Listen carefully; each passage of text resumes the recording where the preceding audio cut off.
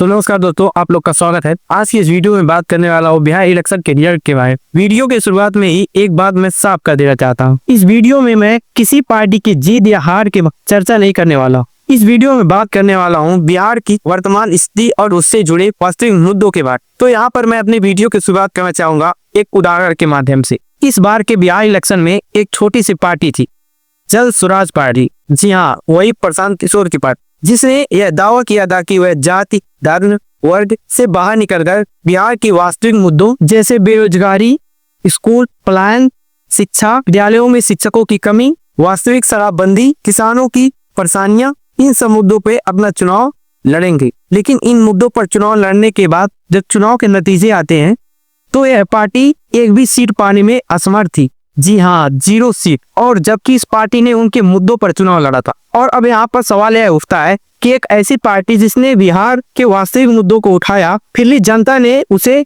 बुरी तरह से क्यों नकार दिया। तो इसके कारणों को जानने के लिए हमको सबसे पहले बिहार और बिहार के पॉलिटिक्स पैटर्न को समझना हो।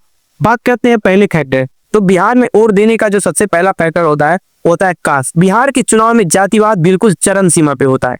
बिहार के अधिकतर लोगों का यह मानना होता है कि उनका कैंडिडेट उनकी कास्ट का है, इसलिए उनके समाज का प्रत्याशी ही जीतना चाहिए। बिहार में वोट देने का दूसरा सबसे बड़ा फैक्टर होता है रिलीजन। लोगों को इस बात से कोई फर्क नहीं पड़ता कि यह कैंडिडेट हमारे वास्तविक मुद्दों की राजनीति कर भी रहा है या नहीं। वह लोग उसे सिर्फ इसलिए वोट करते हैं क्योंकि वह आदमी हमेशा उनके धर्म के पक्ष के बारे में बातें करता है और इन्हीं धार्मिक भावनाओं को उपयोग करके वह अपना वोट बैंक साध लेता है। अब यहाँ पर बात करते हैं तीसरे फैक्टर।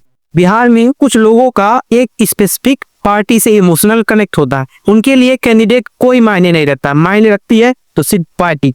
और इसी का एक उदाहरण है सुनील कुमार पिंटू। इनके सोशल मीडिया पर 200 असली MMS लीक हो चुके हैं, फिर भी वह 1 लाख से ज्यादा वोट पाकर सीतामढ़ी से चुनाव जीत जाते हैं। और नीचता की हद तब हो जाती है जब उनके समर्थक को बिहार का उप मुख्यमंत्री बनाने की मांग करने लगते हैं। और जबकि वही दूसरी तरफ आते हैं जल स्वराज के candidate professor KC Sinha ji, जिन्होंने IIT JEE जैसे एग्जाम्स के लिए 70 से ज्यादा बुक्स लिख रखी हैं और उन्हें कई सारे पुरस्कार भी मिल चुके हैं। उनको बिहार इलेक्शन में मात्र 15,000 वोट मिलते हैं। इस बात से आप इस बात का अंदाजा लगा सकते हैं कि बिहार के चुनाव का स्तर कितना गिर गया।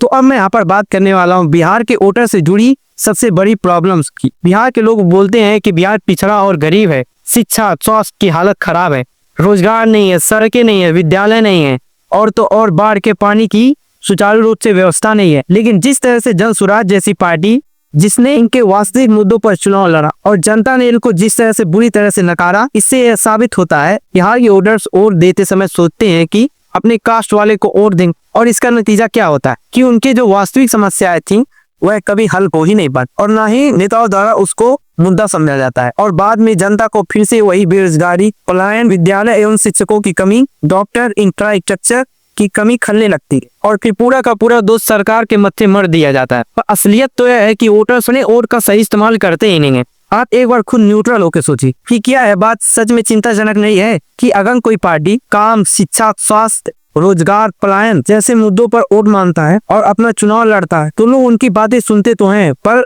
उनको वोट नहीं देते हैं। क्या यह बात सच नहीं है कि बिहार के लोग हर वक्त डेवलपमेंट की बात करते हैं, लेकिन जब वोट देने की बारी आती है तो वह अपना वोट जाति, धर्म और वर्ग के नाम पर देते हैं। आप खुद सोचिए, एक पार्टी जिसने इनके वास्तविक मुद्दों पर चुनाव लड़ा, अगर वह इतनी बुरी तरह से हारती है तो क्या बाद में कोई भी पार्टी इन मुद्दों पर चुनाव लड़ना चाहेगी? नहीं, बल्कि वे लोग भी सिर्फ धर्म, जाति और वर्ग की राजनीति करेंगे, क्योंकि अब उन लोगों को इस बात का अच्छी तरह से अंदाजा हो चुका होता है जनता हमको वोट सिर्फ जात, धर्म और वर्ग के नाम पे दे। और अब यहाँ पर सवाल यह उठता है कि क्या बिहार कभी इस जात और धर्म की राजनीति से उठकर अपने वास्तविक मुद्दों की राजनीति करने वाले नेताओं को चुनेगा? तो इसका जवाब दे पाना बिल्कुल भी आसान नहीं होगा। बिहार के वर्तमान हालातों को बदलने के लिए बिहार के लोगों को अपनी सोच बदलना होगा और जागरूक होना होगा, ताकि कोई भी उन्हें जात और धर्म के नाम पर उनके वास्तविक मुद्दों से भटका ना सके। उनको अपनी रूढ़िवादी सोच से आगे निकलना हो, क्योंकि जिस तरह से एक नेता अपनी जरूरत के हिसाब से पार्टी बदल सकता है, जनता को भी यह हक है कि जो उनके वास्तविक मुद्दों की राजनीति करेगा वे उसी को अपना वोट दे। जनता को नेताओं की चाटुकारिता बंद करनी होगी, उनको अपना वोट अपने मुद्दों पर देना पड़ेगा। उनको इस बात से कोई फर्क नहीं पड़ना चाहिए कि पार्टी कौन सी है, कैंडिडेट कौन सा है, ताकि नेताओं के भीतर भी यह डर कायम रहे कि अगर मैं जनता के लिए काम नहीं करूंगा तो यह जनता मुझे सत्ता से उखाड़ फेंकेगी। तो भाई जैसा कि मैंने शुरुआत में ही बताया था, मैं यहाँ पर किसी पार्टी की हार या जीत के बारे में चर्चा नहीं करने वाला हूँ। तो भाई अगर आपको यह वीडियो अच्छा लगा हो और ज़्यादा से ज़्यादा लोगों तक इसको शेयर करें और अपने ओपिनियन को कमेंट सेक्शन में जरूर बताएं।